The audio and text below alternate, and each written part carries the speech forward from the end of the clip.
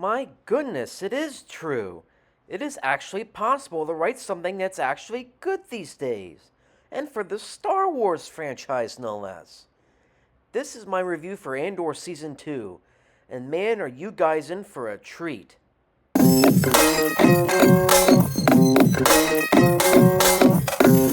Many of you might remember when the Andor series was announced years ago, there was little to no fanfare at all for its arrival. It makes sense after all.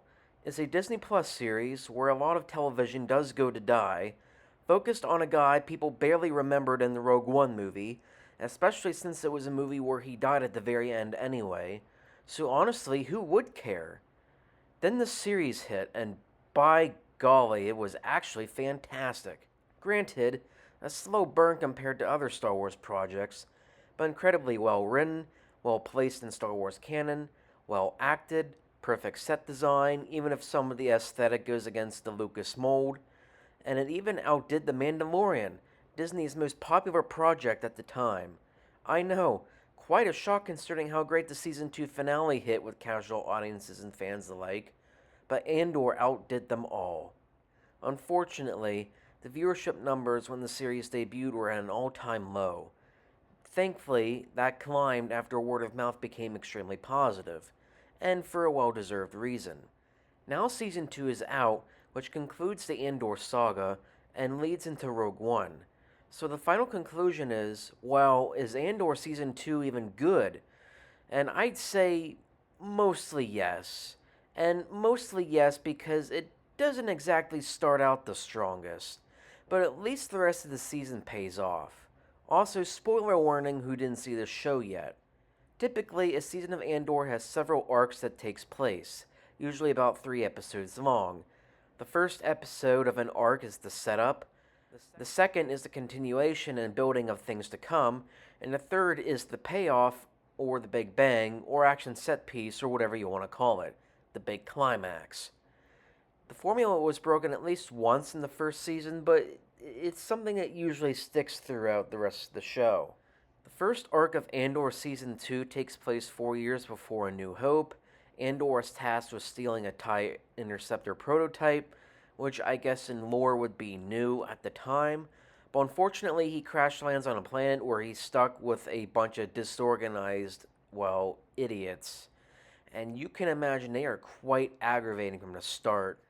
They also do rock, paper, scissors because, yeah, we haven't got that in Star Wars yet. Cassian leaves the planet, and it turns out that it was Yavin 4 the whole time. Yeah, I guess the rebel planet was discovered by accident or something, but whatever. Mon Mothma's daughter also has a wedding that goes on for a teensy bit too long. Surreal Karn introduces his girlfriend to his mother or something. And Bix Colleen gets, well, for those of you who didn't hear about this controversy yet, rape is apparently now a thing in Star Wars. I mean, sure, it's some backwater planet, so I'm sure there's nothing stopping some corrupt, sleazy Imperial officer from, well, doing the deed. On the other hand, I do have to remember what franchise this is then, and considering that George Lucas said that it was made for 12-year-olds, yeah, I don't know if many 12-year-olds will be watching it for, rape. But yeah, it definitely felt noticed, although to be fair, I guess Anakin did, kill all those children in Revenge of the Sith, and I guess Alderaan, that's, like, genocide of trillions of inhabitants, so, I guess rape is probably no different than in that case. I know Andor leans more to the adult audience, but its inclusion was maybe a little too obvious and on the nose. But that's the first arc in a nutshell. So, not too strong, probably the weakest of all the Andor stories.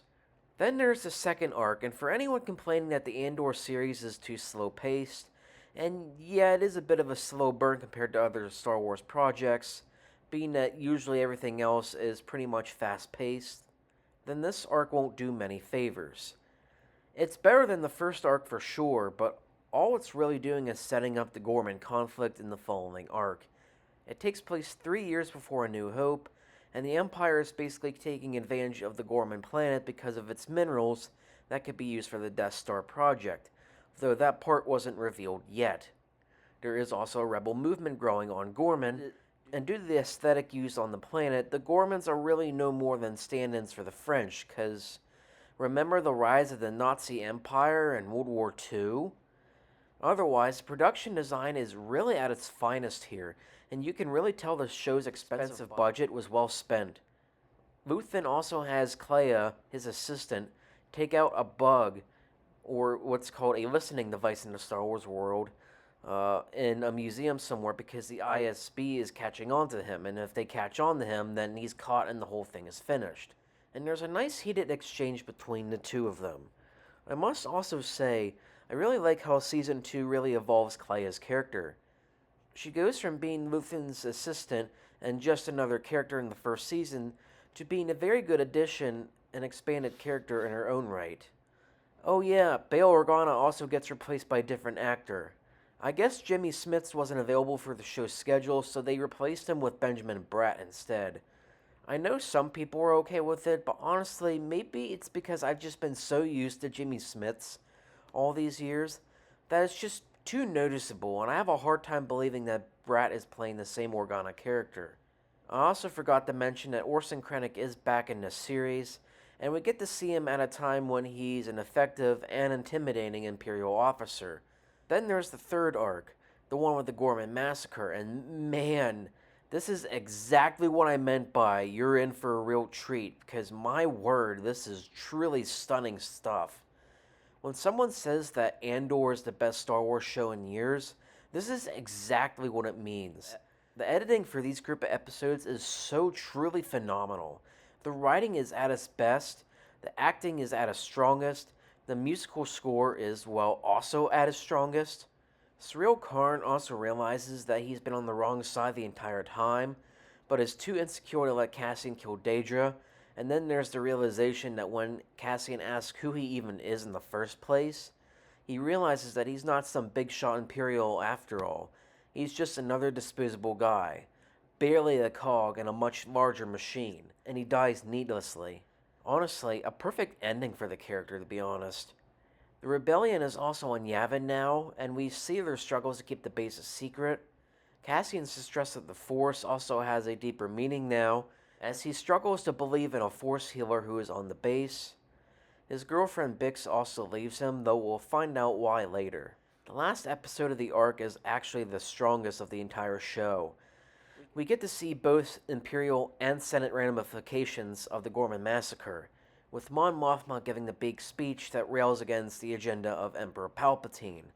But since her true loyalties to the rebellion are revealed, that also means her life is at stake, so Cassian is sent to her rescue, and this is what I meant by the editing and music are top notch. There's a reason this episode in particular is the highest rated one of the series, because it's the best one yet. And after it was over, I just had to sit for a couple minutes like, whoa, I just experienced that. K2SO also finally makes his debut in the show. Talk about waiting to make your entrance until near the very end.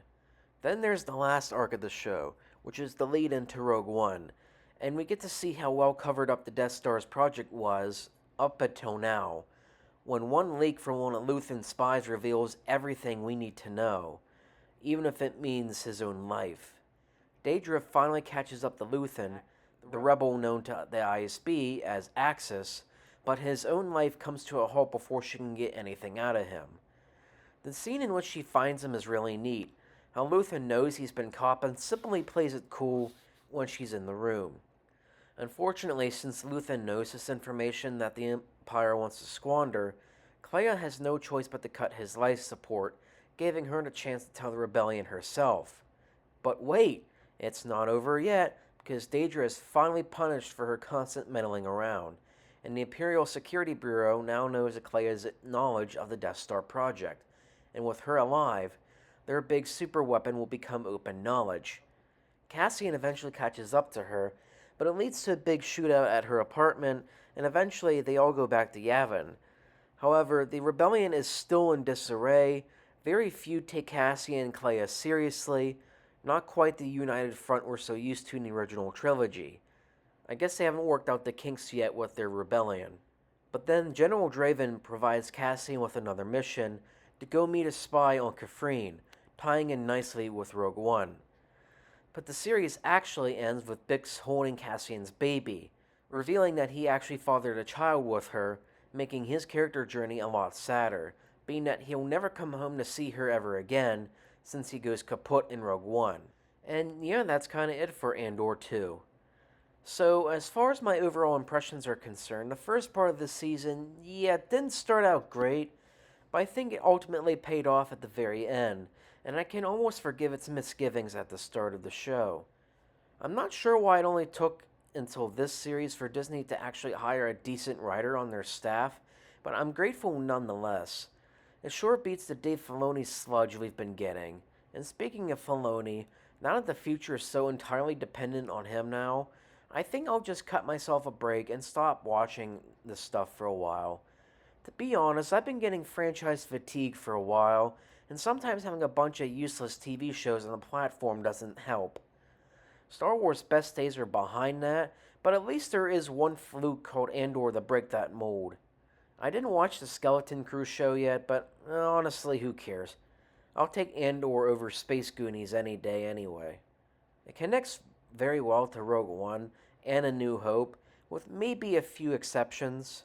For one, you have to reconcile the fact that Bail Organa has to shift from being Benjamin Bratt to Jimmy Smits in just a matter of minutes, and the fact that there are still lingering characters out there that I guess just kind of disappear after this show. Like, Mon Mothma's cousin is still alive, but we never see her again. The Force healer on Yavin just kind of disappears, I guess.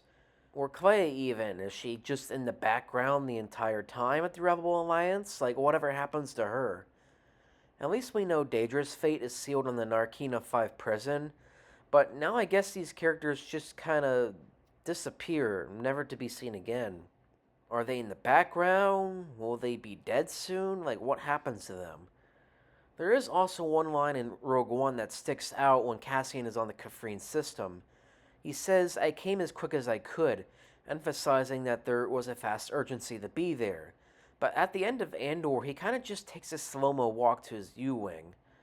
Otherwise, I think it lines up perfectly with Rogue One in Episode 4, and almost makes a trilogy within a trilogy. It's amazing how much can actually happen in a week if you really think about it. I do wish we got a little more K2SO, since he was one of the best parts of Rogue One, but I suppose there were good story reasons why there had to be less of him. Anyways, that's it for my review of Andor Season 2. Please watch the series if you haven't yet. It is truly worth it, and it's probably the only good Star Wars we'll be getting for quite a while, or ever for that matter. That's all I have for today. May the Force be with you, and as the Critical Drinker ends his videos, go away now.